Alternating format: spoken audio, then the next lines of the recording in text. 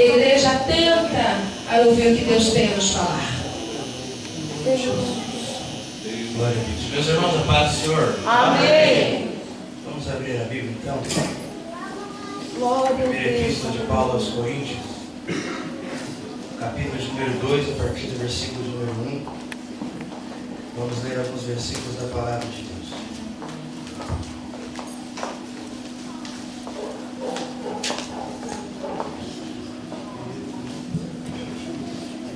Glória a Deus. Primeira Epístola de Paulo aos Coríntios, capítulo de número 2, a partir do versículo de número 1. Os que encontrarem, digam amém. Amém. Está escrito assim: Eu, irmãos, quando fui ter convosco, anunciando-vos o testemunho de Deus, não fui com sublimidade de palavras ou de sabedoria, porque nada me propus saber entre vós, senão a Jesus Cristo e este crucificado. E eu estive convosco em fraqueza e em temor, e em grande temor. A minha palavra e a minha pregação não consistiram em palavras persuasivas de sabedoria humana, mas em demonstração do Espírito e de poder, para que a vossa fé não se apoie em sabedoria dos homens, mas no poder de Deus. Amém? Amém. Poder sentar. Aleluia. Glória a Deus. Gostaria da atenção dos irmãos nesses minutos que nos é dado para que nós venhamos a entender aquilo que o Senhor Jesus tem aos nossos corações nessa noite. Paulo está em sua terceira viagem missionária, isso na cidade de Éfeso. Ele recebe algumas informações de alguns problemas que estavam ocorrendo na igreja de Corinto e também alguns questionamentos. Igreja essa que Paulo havia passado em sua segunda viagem missionária, 18 meses lá.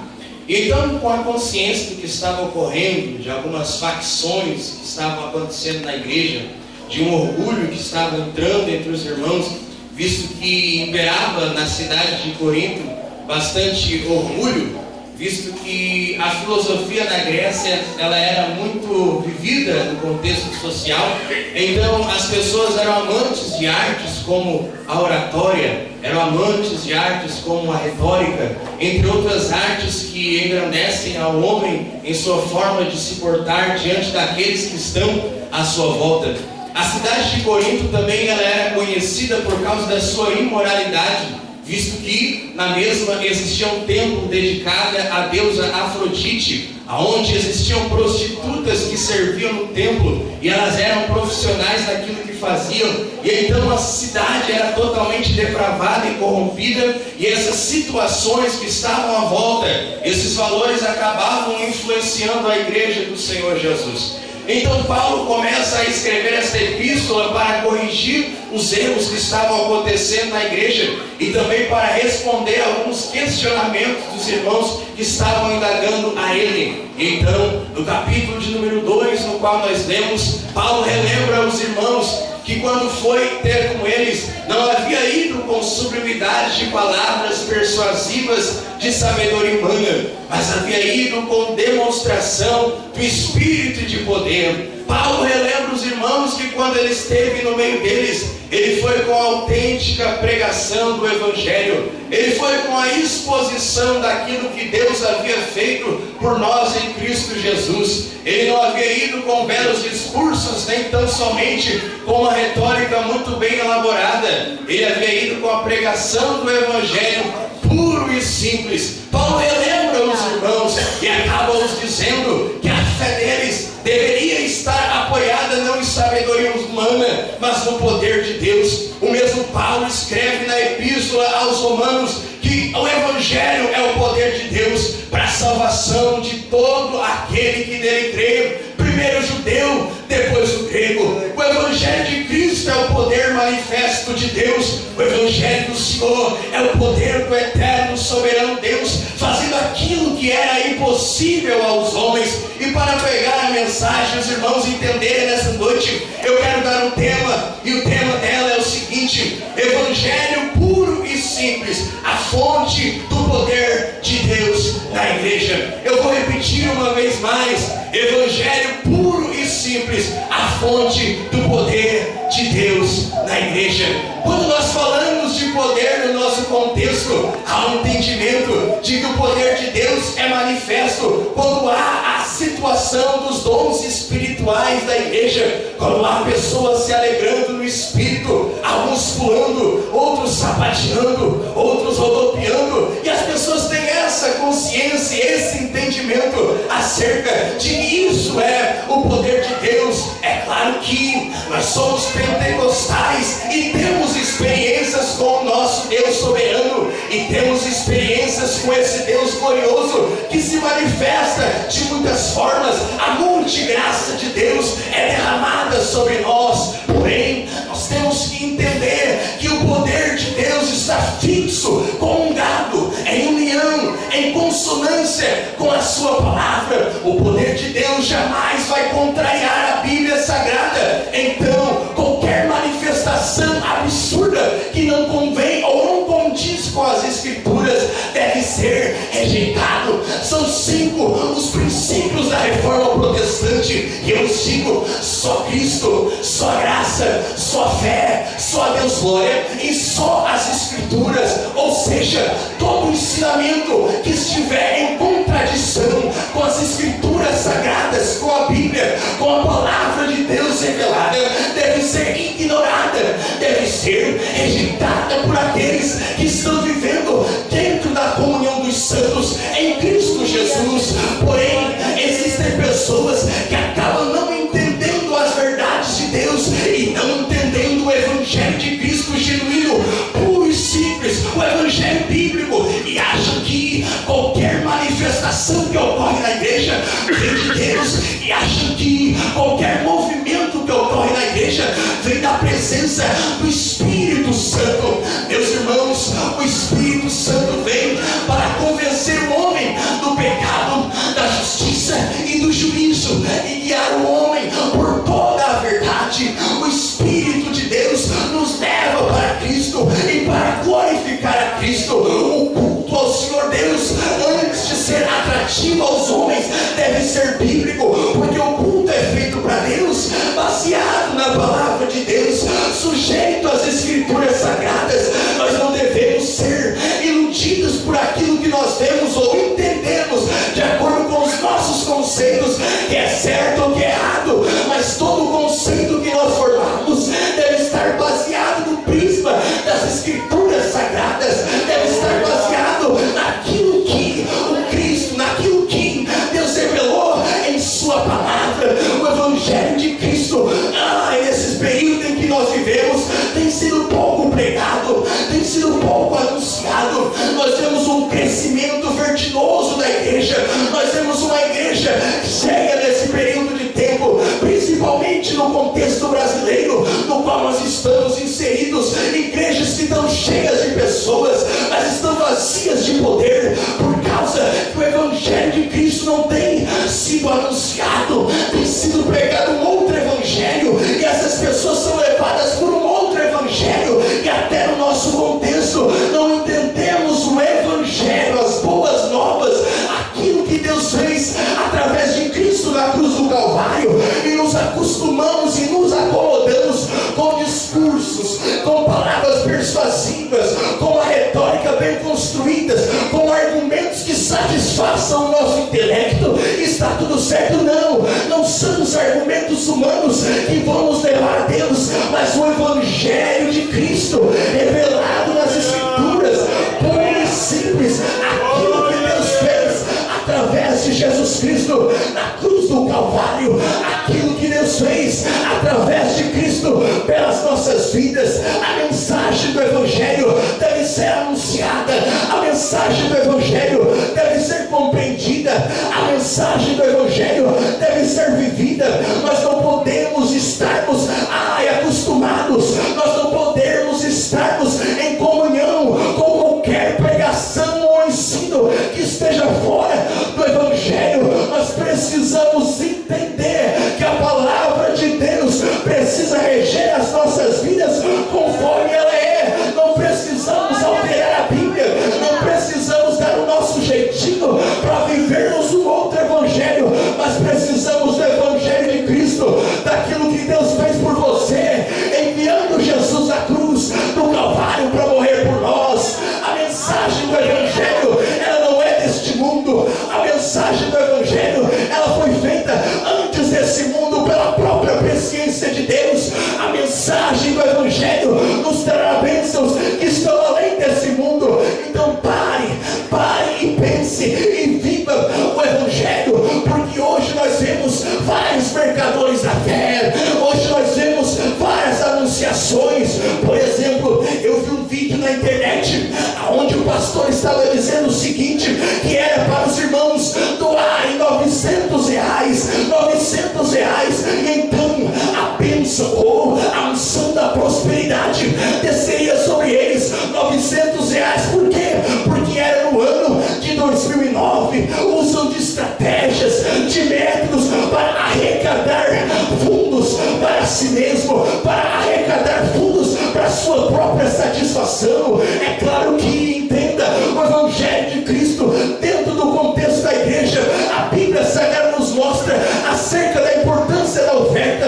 Porém, existem muitas pessoas que estão enriquecendo, pregando um outro evangelho e atraindo as pessoas para igrejas que não entendem a Bíblia e acham que esse é o evangelho. Por exemplo, eu ouvi uma história onde dizia o seguinte, o pastor, que eram para as pessoas trazerem a sua chave, a chave da sua empresa, e quando depois que ele ungisse a chave da empresa, a pessoa abriria a porta da empresa e entraria a unção da prosperidade, entraria na empresa.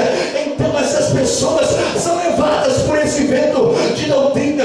Mas Jesus Cristo disse no Evangelho de Mateus, capítulo 6, versículo 19 e 20, o seguinte: não ajunteis tesouro na terra, onde a traça e a ferrugem destrói, onde os ladrões arrombam e roubam, mas ajuntais tesouro no céu, onde nem a traça nem a ferrugem destrói, e onde os ladrões não arrombam e nem roubam. O Evangelho de Cristo é evangelho de reconciliação com Deus, de salvação para a sua alma, porque todos pecaram e destituídos estão da glória de Deus, mas porque Deus amou o mundo de tal maneira, enviou o seu Filho unigênito, para que todo aquele que nele crê não pereça, mas tenha vida eterna. Você merece a morte, o juízo, a condenação de Deus, mas pela graça você é salvo. Aleluia! Glória a Deus! O Evangelho não é pregado porque não, a mensagem dele talvez não seja atrativa para a natureza humana. O Evangelho não é anunciado como devia, porque as pessoas não querem entender acerca dos seus pecados. Porque o Evangelho fala de arrependimento, o Evangelho fala de conversão dos seus pecados, o Evangelho mostra a culpa do homem diante de um santo e justo Deus, diante de um santo, perfeito e soberano Deus, diante daquele que enche os céus com a sua glória, daquele que enche a terra com a sua graça e enche o inferno com a sua severidade, daquele Deus que descerá o juízo dele sobre todos aqueles que não estão em Cristo, daquele que odeia o pecado, porque Deus também odeia. Ele ama a justiça, mas odeia e abomina o pecado. Então nós não queremos ouvir essas situações que estão inseridas na Bíblia. Selecionamos alguns versículos que nos agradam e fazemos Deus meio Deus, porque não queremos ver a plenitude desse Deus, mas o mesmo Deus que ama, o mesmo Deus que é bondoso, que é misericordioso, o mesmo Deus que está sempre disposto a abençoar, é o mesmo Deus também que descerá o juízo sobre os homens que não estão em Cristo. É o mesmo Deus que a única coisa que nós merecemos é a condenação eterna, é a separação deste Deus, esse Deus todo-poderoso que por sua graça, por sua misericórdia enviou a Cristo para que nós pudéssemos ser salvos pelo sacrifício de Cristo. Ele nos fez agradáveis assim no amado, diz a Bíblia. Aleluia! Não por méritos humanos, não por obras humanas, não por aquilo que eu faço, mas por aquilo que Ele fez. O religioso não consegue entender isso. O homem que vangloria-se não consegue entender essas verdades. Se nós falarmos ou fizermos uma entrevista com as 3 maiores religiões do mundo e perguntarmos a cada um deles para onde iriam se morressem neste momento, a resposta dos 3 seria a mesma, mas os argumentos para isso seriam diferentes. E eu quero falar nessa noite. Se nós fizermos uma entrevista com um judeu ortodoxo e perguntarmos: se você morrer agora, para onde você vai? Ele vai responder: aos céus. Por quê? Porque eu amo a lei de Deus, eu guardo os mandamentos, eu sou um homem justo, e é por isso que eu vou aos céus. Ok. Se nós falarmos com um muçulmano e perguntarmos: se ele morrer agora, para onde você vai? Ele responderá: eu vou ao paraíso. Mas por quê? Eu amo ao Corão, eu faço as peregrinações, eu dou esmola aos pobres, e é por isso que eu vou ao céu, porque eu sou um homem justo. Mas se nós fizermos essa indagação a um cristão genuíno, bíblico, que entende aquilo que Cristo fez na cruz do Calvário por ele, perguntarmos a ele: se ele morrer agora, para onde ele vai? A resposta será o seguinte: eu vou ao céu. Por que é que você vai ao céu? Eu nasci em pecado, e em pecado me concebeu minha mãe. Eu quebrei todas as leis de Deus. Eu tenho uma tendência desenfreada a me afastar de Deus. Mas espera aí, os outros justificaram porque é que eles iriam aos céus se morressem agora. E você diz que vai aos céus, mas a sua resposta parece que não está coerente. O que você tem a dizer? Eu tenho confiado não nos meus méritos, eu tenho confiado nos méritos daquele que morreu na cruz por mim, daquele que foi pendurado em um madeiro, daquele que nenhuma beleza víamos para que o desejássemos, daquele que assumiu a forma humana para morrer pelos meus pecados, daquele que diz a minha Bíblia que o castigo que nos traz a paz estava sobre ele, e pelas suas pisaduras nós fomos sarados. É por causa dele. Os méritos não são nossos, os méritos são de Cristo. Foi porque Cristo morreu na cruz por você que você está aqui salvo. Aleluia. A única coisa que homens pecadores merecem de Deus é o juízo, mas os méritos de Cristo são atribuídos a nós, porque nós somos justificados pela fé em Cristo. É o escândalo da graça. Aquilo que Ele fez por você, aquilo que nós não merecíamos. Eu uso uma ilustração, entenda. Se você compra um carro importado, por exemplo, de qualquer país, da França, por exemplo, você compra um carro importado de uma grande empresa e traz para cá. Aí seu carro acaba quebrando. Você liga para a empresa e fala o que estava acontecendo. Eles enviam um mecânico de avião de lá. Então o mecânico chega, conserta o seu carro e você espera que tem que pagar a conta. O mecânico vai embora, não fala nada em pagar. Você telefona para lá: olha, o rapaz veio aqui, fez o serviço, mas não me cobrou nada e eu preciso pagar, eu tenho uma consciência, eu preciso pagar essa conta.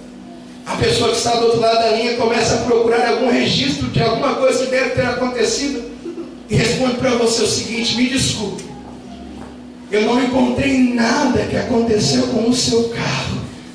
Eu não encontrei nada que aconteceu com o seu carro. Eu não tenho nenhum tipo de registro de algum fato ocorrido nele. Então você não entende isso. Eu passo a falar para você entender. Diante de Deus, por causa que estamos em Cristo, Deus olha para nós como se nós nunca tivéssemos pecado. O diabo pode acusar, as pessoas podem ver o seu passado e lhe acusar, dizer: mas eu vi o que aconteceu. Mas porque você está em Cristo, por causa de Cristo, os seus pecados foram levados em uma perspectiva de passado, de presente, de futuro. O diabo pode dizer: mas ele pegou, ele fez isso, ela fez isso. Deus olha para você porque você está em Cristo. Não, ele está justificado pela fé. O céu não entra pecado, mas o céu é um céu de perdoados, porque nós somos perdoados por Cristo Jesus. Por causa dele, o Evangelho. reconstrução, reconciliação, restauração. A comunhão. Comunhão significa concórdia de coração. Comunhão que havia sido quebrada agora é restaurada. Agora você tem Deus. Agora você tem paz com Deus. Agora você está neste mundo, mas não vivendo neste mundo com a consciência das pessoas que estão à volta, mas com uma consciência cristã, crescendo gradativamente conforme a imagem de Cristo, desfrutando dos benefícios da graça, da adoção, de uma posição elevada, de pecadores inimigos de Deus a filhos de Deus, de uma santificação posicional e progressiva, de você estar ao lado de Cristo e crescer conforme a imagem de Cristo. A mesma vida vitoriosa que Cristo viveu 2000 anos atrás, Ele quer viver através de você. A salvação é uma obra que envolve a Trindade, envolve a eleição de Deus, a substituição de Cristo e a regeneração do Espírito Santo. Passamos a ser filhos de Deus Pai, vemos o Deus Filho e temos o Deus Espírito Santo. É uma comunhão íntima com esse Deus. O Evangelho de Cristo trata mais sobre relacionamento com Deus do que bênçãos que Ele tem para nós, no que diz respeito à temporalidade. Entenda, o Evangelho é o que vai restaurar o poder de Deus nas nossas vidas. O Evangelho puro e simples, sem desvio, sem nenhum tipo de engano, sem nenhum tipo de enrolação. O Evangelho de Cristo, as boas novas de salvação, de que nós estávamos destituídos, perdidos, afastados, mas agora estamos pertos por causa que Jesus morreu por nós. Essa mensagem precisa ser restaurada. O Evangelho precisa ser pregado. Estamos cansados de tantos argumentos utilizados, que não condizem com a Bíblia, só para atrair as multidões. Nós precisamos de Jesus. Aleluia. Nós precisamos do Evangelho. Nós precisamos da cruz de Cristo. Paulo falou o seguinte: eu fui ter convosco, eu anunciei a palavra, eu peguei a cruz. A vossa fé deve estar apoiada nisso, no poder de Deus. É nisso que você deve estar estruturado. É nele que você deve confiar. É na revelação dele que você deve estar inserido, e não naquilo que você pensa que é Evangelho. Mas no Evangelho bíblico, puro e simples. Se coloque em pé nessa noite, não vou mais. Aleluia. Glória a Deus. Essa é a mensagem que precisa ser anunciada. Essa é a mensagem que precisa ser pregada. É os que faltam muitas vezes nós ouvirmos. E se não gostamos desse Evangelho, é porque está alguma coisa errada conosco. Porque o cristão genuíno, ele se alegra com a mensagem de Cristo. Ele se alegra com aquilo que Deus fez através de Cristo. Ele se alegra por tão grande salvação. Ele se alegra porque ele tem consciência dos seus pecados. Ele tem consciência da grandiosidade, da santidade deste Deus. Ele tem consciência de que não poderia ser agradável a Deus por si só. Ele passa a entender que ele é justificado porque Jesus morreu por ele. E é por isso que nós estamos aqui. Essas pregações que vão restaurar o poder de Deus nas nossas vidas. Essas pregações que vão transformar as pessoas. Porque é o Espírito de Deus quem transforma, quem convence. Qualquer pregação que está desvinculada com o Evangelho de Jesus não vem de Deus. Qualquer pregação que não fala, por exemplo, de pecado, não vem de Deus, porque o Espírito Santo vem para convencer do pecado. Precisamos voltar para Cristo, para a Bíblia, para a cruz, para o Evangelho puro e simples. Nós veremos o poder de Deus restaurado na nossa vida, nas nossas igrejas. Nós vamos crescer, nós vamos amadurecer espiritualmente, Nós vamos glorificar a Cristo em tudo, porque nós somos feitos por Ele, por meio dEle, para Ele e para a glória dEle. Então diz a Bíblia, quer comais, quer bebais ou qualquer coisa que vocês fazerem, façam para a glória de Deus. Aleluia. Esse é o Evangelho. Santo, santo, Senhor. É isso que nós precisamos. Santo, santo, De Jesus. Abraçarmos a Cristo, morrermos com Ele para nós mesmos e vivermos para Ele e para a glória dEle. Não vivendo de aparência, mas de essência. Não com a esperança fixa nas coisas desta vida, mas com a esperança fixas no porvir, naquilo que há de vir, nas promessas que estão reveladas na Bíblia, para aquele que permanecer firme e constante no caminho de Deus. Precisamos nos alegrar com a mensagem genuína. Precisamos nos alegrar com tão grande salvação. Se não nos alegramos com isso, é porque não temos a consciência de quem nós somos diante da grandeza de Deus. É isso que vai nos transformar. A boa obra que Ele começou em nós, Ele há de terminar. Se nós permanecemos, se nós estarmos voltados para Cristo, olhando para Jesus, o autor e consumador da fé. Eu quero orar nessa noite. Talvez para algumas pessoas essa mensagem não foi tão atrativa, mas foi o que Deus colocou no meu coração.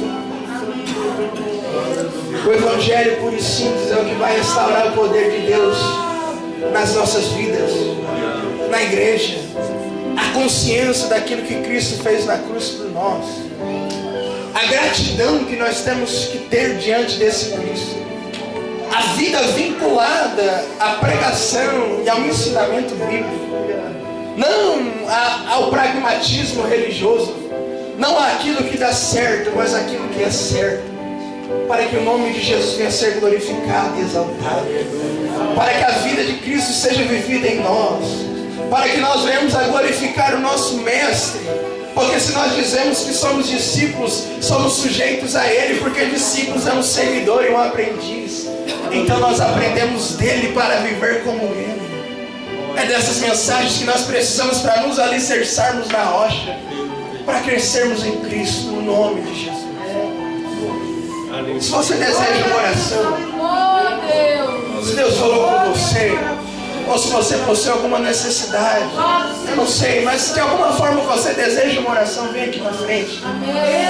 Nós vamos orar por você. Se você deseja vir aqui, se não, fique aí mesmo, que nós vamos orar da mesma forma. É isso, o Evangelho que vai restaurar o poder de Deus, poder transformador, poder que faz realmente milagres acontecerem. E principalmente milagre da salvação, que não há ouro, não há prata que compre isso. Aleluia. Nada nessa vida se compara ao milagre da salvação, da redenção, da reconciliação com Deus, da paz abundante que nós teremos em Cristo, do juízo e da ira de Deus que será derramado, do qual nós somos livres. Aleluia. Para o nome de Jesus ser glorificado, para o nome de Jesus ser exaltado, para o nome de Jesus ser engrandecido, para o nome de Jesus ser enaltecido, para o nome de Jesus estar presente nas nossas vidas de forma abundante, para que nós venhamos a viver firmes, crescentes e constantes, para que em tudo nós venhamos a bendizer o Todo-Poderoso, o maravilhoso Conselheiro, o Deus forte, o Pai da eternidade, o Príncipe da paz. Aleluia. Existe alguém no nosso meio que ainda não é crente, que ainda não é evangélico, que ainda não aceitou a Cristo como seu Salvador? Existe alguém no nosso meio que ainda não recebeu a Cristo como Salvador? Levante a sua mão como sinal. Temos 2 pessoas lá atrás. Existe mais alguém? Não existe. Eu quero orar por vocês, meu Deus. Eu quero orar por vocês. Vocês desejam uma oração? Está com dor na coluna? Se algum dos presbíteros puder ungir. alguém puder ungir ele, venha. Vamos orar por ele, porque Jesus também cura, não é? Jesus também faz milagres. Exaltado seja o nome de Jesus. Mais alguém que ainda não é crente? Existe alguém?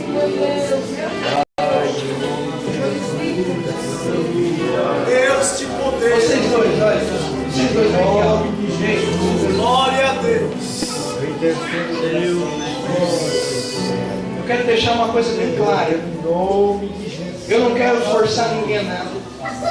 Eu não quero também que vocês venham a levantar a mão por causa que eu falei que vocês têm que levantar.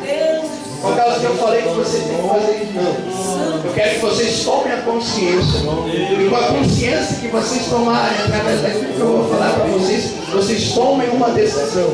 Não por causa da pressão do grupo que aqui está, não. Mas porque vocês realmente querem. Porque realmente é uma decisão de vocês. A Bíblia Sagrada nos mostra que todo homem está perdido. Que todo homem está afastado da glória de Deus. E que não há nenhum tipo de possibilidade de salvação para nenhum homem na terra, por mais bom que seja, por melhores que sejam as obras que pratica.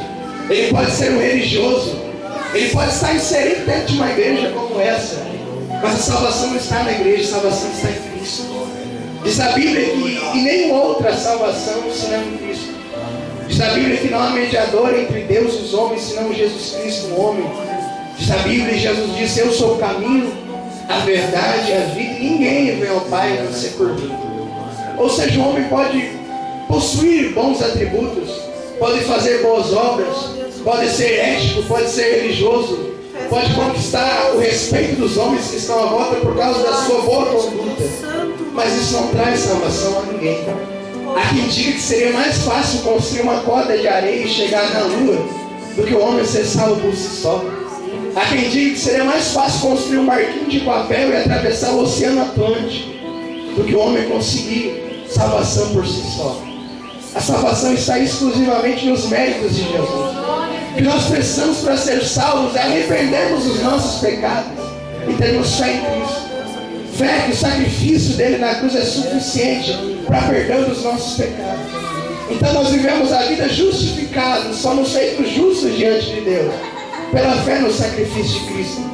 Vamos errar, vamos falhar, somos pecadores por natureza, mas a nossa vida é de constante transformação. Jesus vem habitar em nós através do seu Espírito Santo, que vai nos guiando, nos fortalecendo, nos dando força para vencer. Todos que nós que estamos aqui, que realmente temos Jesus na nossa vida, só vencemos o pecado porque o Espírito Santo nos dá essa condição. Senão nenhum homem tem essa condição de vencer o pecado. A força vem totalmente dele.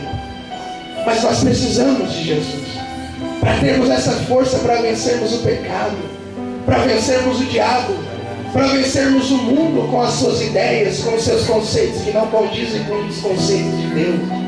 A escolha que nós fazemos hoje reflete a eternidade de amanhã. Escute essa, claro. Deus é tão bom que Ele deixa nós plantarmos tudo aquilo que nós queremos plantar. Mas Deus também é tão justo que nós só vamos colher aquilo que nós plantamos. Há uma necessidade, há uma escolha que nós não devemos deixar de fazer. E essa escolha é entregar a nossa vida a Jesus.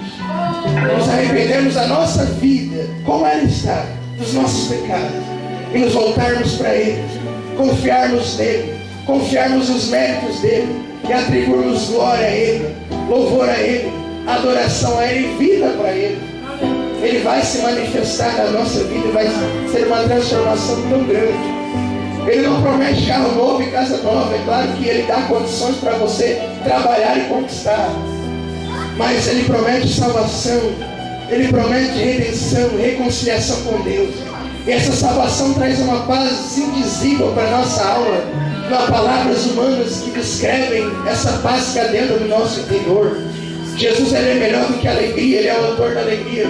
Ele é melhor do que a felicidade. Ele é o autor da felicidade. Todo ser humano tem uma necessidade no seu interior e tem uma ânsia de buscar alguma coisa na vida do qual nós não seremos felizes se não alcançarmos. Por isso temos metas, sonhos, objetivos, planos, desejos, anseios. Mas Jesus Cristo É o maior anseio que o homem tem. Aleluia. É o maior anseio que o homem tem. É que o homem realmente precisa. Oh, Deus. De verdade. O que vai realmente preencher o homem é a presença de Jesus na vida do homem. Mas para isso precisamos nos arrepender e nos voltarmos para Ele. Eu quero fazer um convite. Se vocês nessa noite, não por pressão de grupo, nem porque eu estou falando, mas realmente vocês tomaram consciência, realmente querem entregar suas vidas para Jesus, se arrependendo da sua forma de viver até hoje, entregando a sua vida para Jesus, confiando nele, e com a consciência de que o sacrifício dele é suficiente para perder os vossos pecados e para trazer salvação para a sua alma. Se vocês querem receber a Cristo como Salvador nessa noite, levante a sua mão para você. Amém. Você quer receber a Cristo como seu Salvador? Amém. Arrepender-se dos seus pecados, se converter a Cristo, entregar a sua vida para Ele verdadeiramente. Você quer? Você quer, moço? Tem duas vidas para Jesus.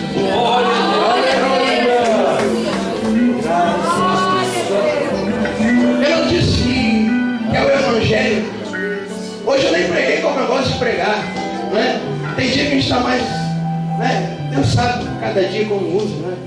Mas eu preguei aquilo que Deus quis que eu pregasse, isso é muito melhor. Nós poderíamos pularmos aqui, nós poderíamos ver o movimento da igreja, mas nós vemos aqui duas pessoas se arrependendo, se convertendo dos seus pecados.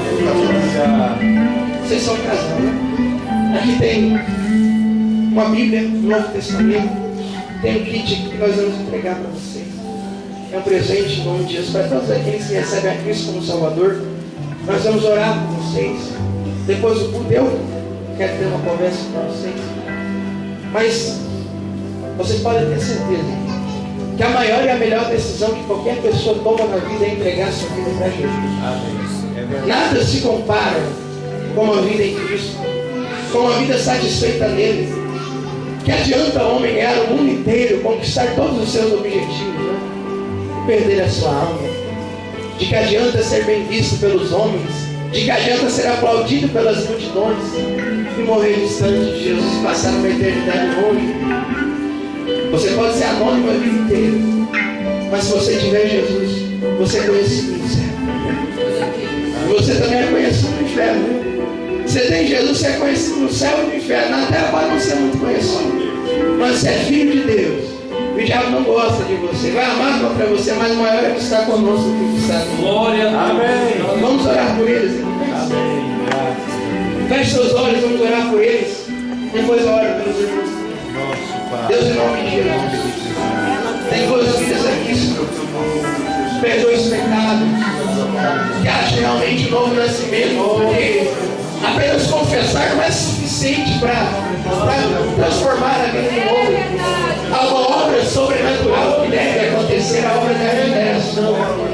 Então que haja novo nascimento desse coração, que haja arrependimento, conversão dos pecados, que haja o Espírito passando a habitar nessas vidas, perdoando, libertando do poder do pecado, para que possam ter a mente dominada por Ti, Senhor, e a vida crescente em Ti, para a glória do Teu nome. Guarda-os, livra-os, protege de todo mal, livra-os, Senhor, de toda a armadilha do diabo, e que haja o ânimo nessas vidas para crescer em Ti, para a glorificação do Teu nome. Em nome de Jesus é o meu pedido, é o nosso pedido. Abençoa também os Teus filhos que ouviram a Tua palavra, que nós possamos estar inseridos dentro do Evangelho, entendendo e vivendo conforme Ele. E que o Senhor também venha suprir a necessidade dos Teus filhos para a honra, para a glória e para o louvor do Teu nome. É o meu pedido, é o nosso pedido em nome de Jesus. Amém.